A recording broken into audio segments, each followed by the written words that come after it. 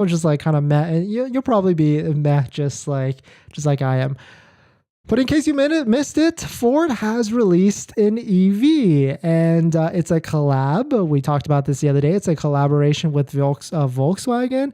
But when I saw it, I was kind of just like, it kind of doesn't look that good. And actually, it kind of just looks like an ID4, ID3, or whatever it is. But we'll talk about some of the specs that we can piece from it. And unfortunately, how it's not even America at the end of it. It's a Europe market. But the price looks good, I guess, if it were to come out to the US. But if you're just joining in, my name is Dennis. I love talking about Tesla hacking, as I like to call it. But basically, just getting the best deal on Tesla at the best financing rate. So definitely hit that subscribe if you're interested. And so let us get into it. It was reported all this morning. We got an article from Inside EVs right now. Ford Explorer EV is a VW Volkswagen MEB based SUV for Europe, priced at $48,500.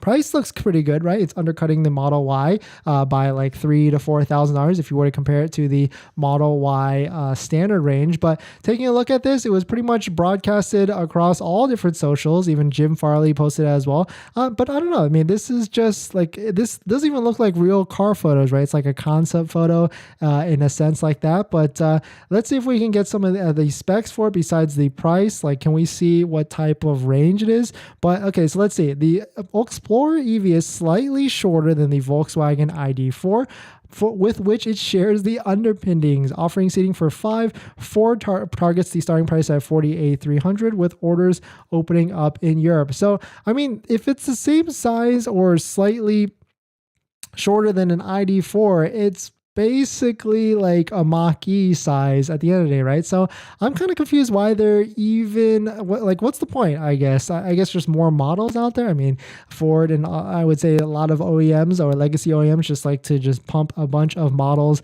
that in different variations of this. I mean, like basically rebranding and rebadging. But for this one doesn't really do it for me. I don't know if I like the styling at all. It kind of just looks whatever. I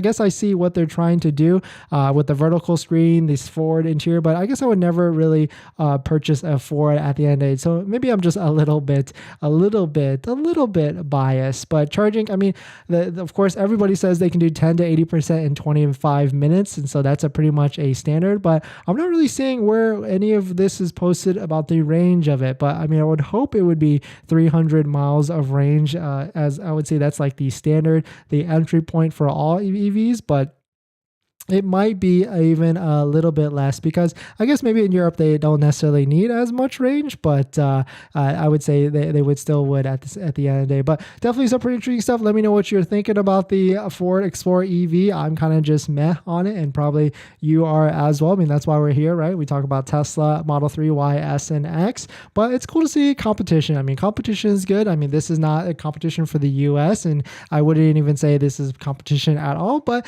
definitely some pretty interesting stuff coming out of Ford and Volkswagen. So we're going to jump back into the live stream comments. But before we do that, this video is actually sponsored by my Patreon link. Down in the description of the Patreon link. So definitely check it out if you want to support the channel.